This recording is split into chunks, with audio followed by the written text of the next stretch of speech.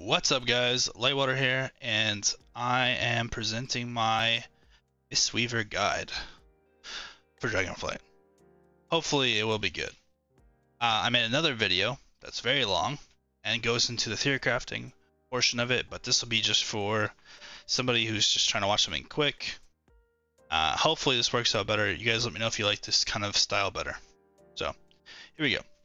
Okay, so I spent a lot of time. What I've essentially theory crafted is two viable playstyles for Raid and one really strong playstyle for Mythic Plus. There's a third kind of meme playstyle for Raid, and I'll talk about it. But essentially, first things first, we have what I call Build A. Okay, so this is a heavily focused Yu'lon build where you're spamming like only Enveloping Mist during Yu'lon every minute. You take the 1 minute cooldown. You take the Enveloping Breath, obviously, you take Yu'lon, Miswrap. You actually take Evoker's Delight for the 33% haste. Now, this only lasts for 8 seconds with the 1 minute, but it doesn't matter. You can Secret Infusion for 15% haste beforehand. Also, Proliferation, or whatever it's called, this talent down here, is called Mending Proliferation, is insane. When you're doing your all-in EM spamming during your Celestial. So obviously you're going to take Yu'lon because it gives you reduced cost on your EM. The Chi doesn't really do anything for you. And then with this build, you're going to play Tear of Mourning. So Tear of Mourning works really well when you're spamming EMs. And yeah, it's just a really interesting build. This build pretty much does not have any spare mana to use because it's going to basically do the EM spamming every minute. It's going to play around. It is going to grab statue and cast a statue global every 6.6 seconds with an average amount of haste. So yeah, things you have to do with this build, guys. When you're not in your Celestial, you need to cast just for like a second, Soothing Mist to proc your statue. You don't want to actually sit there and channel Soothing Mist. You aren't going to have the mana for it, and it's not really going to do you any really bonus healing. Also, you're not going to take Unison, probably. You can take Unison. I don't really feel like you should, but you can. Anyways, you're going to do that once every, depending on your haste. With no haste, to be 8 seconds. I've got a list of things here. You need to always use your TFT on Rim. Now you can, what's one really cool thing is you can use your TFT proc, your Thunder Focus T. You can use this on EM, and the EM heal actually transfers to the Tear of Mourning Renewing Mist, which is really cool. And it's actually quite a bit. Also, Misty Peaks proc, the EM heals all of your Renewing Mist through Tear of Mourning. So that's why Tear of Mourning is really strong with this build. But yeah, you also want a lot of Renewing Mist out as possible, so when you do get the random proc EMs, they are worth more. So that's why I think you would always Thunder Focus T Renewing Mist. If you take the Focus Thunder talent, you will have 2 charges, so I would bank 2 rims for this. So you cast 2 rims at 30 seconds out. I took the Life Cocoon talent. It was pretty good. The one that applies a free Renewing Mist and EM at 50% increased healing. Right here. Pretty insane. Yeah, I think it's pretty good. The Chi Burst on cooldown is pretty solid. What else do you do with this build? Oh yeah, this build uses Manatee. You can use this during Escape Reality. So Escape Reality makes it to where your Vivifies cost less and hit harder. If you use Manatee, the whole thing is free. Really insane value out of it. You can also use your Manatee, obviously, for the EM spams for this build. So it comes out to be basically the same amount of mana saved. So basically, you're just trying to use your Manatee as much as you can off cooldown. With this build, there's a lot of downtime. You can just throw in DPS spells. You can move some talents around and take what's it called? Ancient Teachings to do a little bit of light healing, but it's really not that big of a deal. The main combo with this build, guys, is you want to make sure you have you want to make sure that you use your Thunder Focus T for the buff right before you Celestial. you want to put a Bone Dust Brew down if the group's stacked. If it's a fight where you're stacking, you can run Bone Dust Brew. If you don't stack, you can run AT and just kick and melee. Yeah, everything is about Celestial. It's about Enveloping Breath. It's just you're spamming EMs. It is an insane amount of healing. When you combined this talent, Bone Dust Brew, yeah, it's just so much healing. I don't know, I keep looking at the other page, sorry. Okay, let's go to talk about build B. So this is your typical Rising Mist build. You're going to use Phalanx and all the talents. You take Spirit of the Crane, and you take Teaching of the Monastery, and this is just going to farm a ton of bonus mana. And it's just the passive healing that you have as like your filler is going to be really strong healing per mana spent, which is why you would opt out of spending all of your mana during your Celestial. This is why you'd want Chi-Ji for this one. And you could take Jade Bond, and with a lot of haste you can actually knock the cooldown of Chi-Ji down quite a bit. Now all this extra mana you can use for Vivify spams at like 8 targets. You have Rising Mist, you have Dancing Mist over here. You should be able to see a lot of Renewing Mist out on average, and you should be able to get off some really nasty Vivifies when you need to. This is just your standard Rising Mist build, kind of from last expansion, I guess. There's not really anything different here. I guess what's kind of weird is that I did decide to go for Chi-Ji, but that's just because your filler is so efficient, and it still uses a decent amount of mana because RSK costs a decent amount. So I opted for that and then Vivify spams instead of just spamming EM during Yu'lon. I imagine you could run Yu'lon, but I don't know. It's a different kind of vibe.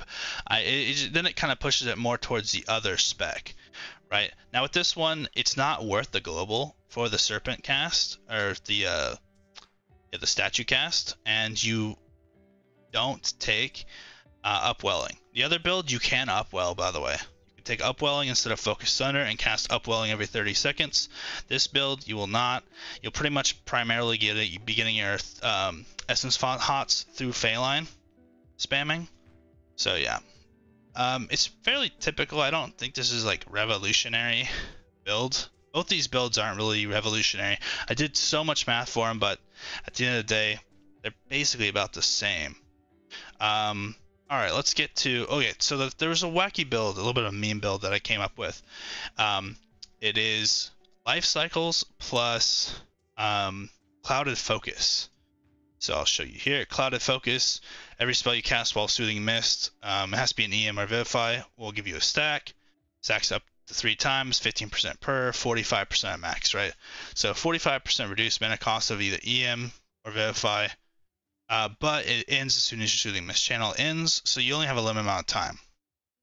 With the haste I theorycraft this stuff at, you basically only able to get 5 cast off, because you pay for the global with Soothing Mist, and then it's essentially a 0 stack cast, 1, 2, 3, 3. Yeah, when you pair that with Life Cycles, if you alternate your EMs and Vivify, while the mana cost reduction isn't linear, it's unfortunately multiplicative, which is to say that it's not as effective as you were potentially hoping, right? It's not 25 plus 45, for a grand total of 70% mana cost reduction. It's more like 60, but it's still quite good in my opinion. The build is more convoluted and kind of weird, and does about the same numbers as the other ones. But yeah, if you go this build, you probably would Chi-Ji because its filler's really efficient with the Clouded Focus Life Cycles, and so you'd want all that mana to be sent to that combo, which is why you wouldn't want to EM spam during Yu'lon, and you'd rather just do some free kicking with Chi-Ji. I should mention the Chi-Ji rotation with RM. It's pretty simple. It's just TP, Blackout Kick over and over and over. You actually don't RSK, and every third global you do want to be EM. So it's Tiger Palm, Blackout Kick, EM, rinse and repeat for the whole duration. If there is one situation where that's not true, if it is a 3 target fight always, and you can always hit 3 targets, I think it's more efficient to actually just Tiger Palm and just Blackout Kick. Don't even cast EM for the Enveloping Breath. And, well, yeah, and that. And that's because you can farm so much off of its cooldown. Which brings us to my other build, which is really the secret sauce. This is the best part I came up with, and this is the best thing this is the only cheese I've really got. This is only for Mythic Plus or for fights and raids where you're stacking the whole time, and there's always at least 3 targets to hit. So super niche. You're probably not going to get that in a raid setting, but you pretty much always get that in a Mythic Plus as long as you have like a group of melee. And even if you don't have a group of melee, as long as you can hit most of the people in your group with Bone Dust Brew, this will work. Okay, so obviously you're going to have to stack Massive Haste to make this work, and it requires a little bit of setup, but I'll explain the build. Essentially, you have to have Phalanx down. You get the hot on everybody. That's important because that's the EF hot, right? Which means everybody, when they get healed by Mastery, they get another tick. Make sure you have 3 stacks of Ancient Teaching out, right? And then you have the random proc Bone Dust Brew. When it randomly procs, hopefully your group's stacked. I assume with how powerful this is going to be, people will play around it. If they play around it at all, we'll see. But when it procs, assuming it hits the whole team, and you have the hot up on everybody, and you have the Phalanx down, you would immediately Chi-Ji, and your first global would be Blackout Kick. The first Blackout Kick is going to hit 4 times, and it's going to hit 3 targets. That's 12 hits. That's 24 Mastery Heals during Chi-Chi. Now all of that gets doubled by Bone Dust Brew as far as the Jade Bond's considered. So that's actually 48 heals, right?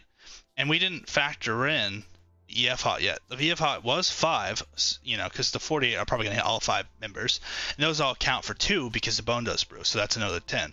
So your first global is 58 Mastery procs, right? Which is it's a little bit of healing. 58 Mastery Smart Heals. That also technically counts. It would give you 17.4 seconds off of Chi-Ji's cooldown in the first global. Now, the follow-up isn't as impressive because obviously the first hit was stacked. But essentially after that, it becomes Tiger Palm, Blackout Kick, Tiger Palm, Blackout Kick. Well, Tiger Palm, because of all the Phalanx stuff, is always going to hit twice, which 2 times 2 is 4, so it's 4 Mastery procs. But then you're going to get a Blackout Kick that's going to hit 3 targets 3 times, which is 9. And then 9 times 2 Mastery Heals is 18. And then that 18 times 2 in the Bone Dust Brew is 36, right? So yeah, so and I forgot to mention, sorry, that the Tiger Palm hits twice, which makes 4 Mastery Heals, which all get doubled by the Bone Dust Brew, so it's 8. So technically, you're going to be doing 8 Mastery Heals, then 36 Mastery Heals, then 8 Mastery Heals, then 36 Mastery Heals, for 2.4 seconds off of the cooldown, and then 10.8 seconds off the cooldown, over and over and over. And if you have a lot of haste, and you're fighting on the Phalanx, and this is AoE, you're going to get this cooldown immediately off. And not to mention, you're AoEing enemies that are Bone Dust Brew covered and healing people that are Bone Dust Brew covered, which I didn't even really talk about that much, but that's a bonus to bunch of healing, right? As soon as your proc Bone Dust Brew ends at the 10-second mark, you hard cast your actual Bone Dust Brew for another 10 seconds. It is a wasted global, but it's totally worth it because it's just ×2 on everything. And then you keep going back to town. After you factor in all the lost globals and the fact that you don't have the full 20 seconds with Bone Dust Brew, it still comes out to be, with perfect play, around 132.8 seconds off of Chi-Ji's cooldown, which is, with the 25-second duration, is basically infinite Chi-Ji. So we've got infinite Chi-Ji, guys. It's pretty cool. Also, it's a significant amount of healing, like a lot, and a lot of DPS. So I don't see any reason why you wouldn't use this. Like, this would define group comps, I think. I'm not a Mythic Plus person, but this sounds so strong to me that it would be played with an exclusively melee group and that wants to do AoE pulls. And this is the #1 healer for sure. It's still kind of a niche setup and probably won't work for certain stuff, and you'll have to find a way to take care of boss fights better. But But yeah, I mean, a lot of Mythic Plus is killing ads and clearing trash, so I figure this has got to be like OP. I don't really push Mythic Plus keys, but maybe somebody who actually does could tell me whether or not this is good or trash. I think it's OP as fuck, just with the sheer numbers you're doing. So, and it would be good damage. So yeah, that is the 3 builds I came up with. Hopefully this video is short enough for people with busy lives. And if you want to know more, I made another video that's 1 hour and 10 minutes long where I actually go through and kind of do my typical thing where I talk about everything. So essentially there's 2 raid builds and a Mythic Plus build that I came up with. I did an embarrassing amount of math, and hopefully it shows. Hopefully. Yeah. So thanks for watching, guys. I'm Lightwater, or Mistweaver maybe, if you paid attention to my Mistweaver at all. So yeah, thanks for watching. Peace.